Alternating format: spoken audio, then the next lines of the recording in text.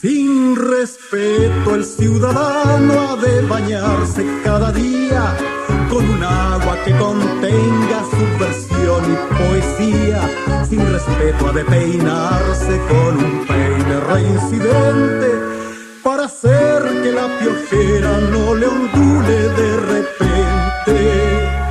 Sin respeto ha de ponerse los zapatos de la urgencia, porque al hombre que no avanza se le afioja la conciencia. Sin respeto ha de abocarse a fumigar sus convicciones para que no se le pudran con los riesgos de infecciones.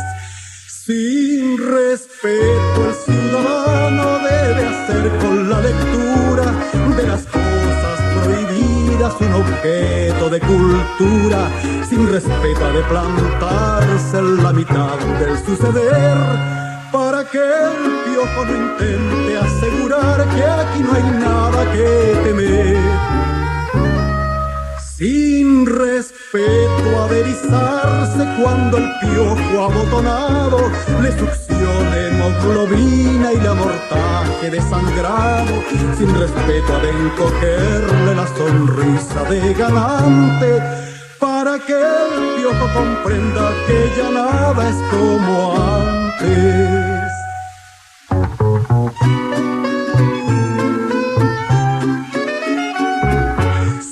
Respeto debe armarse de impaciencia hasta los dientes, porque el tiempo que avecina trae fiebres inclementes.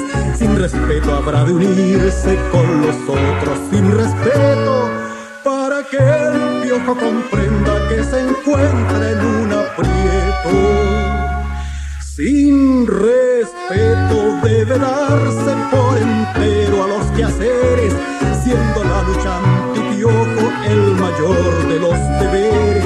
Sin respeto y con porfía natural y valedera, deberá impedir que el piojo perpetúe su piojera. Sin respeto ha de arrojarse en las aguas del torrente y a pesar de los meandros nadar contra la corriente. Sin respeto ha de afiliarse a la salud por venir para que el piojo comprenda que llegó esta vez la hora de partir. Sin respeto ha de parcharle a la bandera las heridas, al escudo la vergüenza y a la historia la mordida.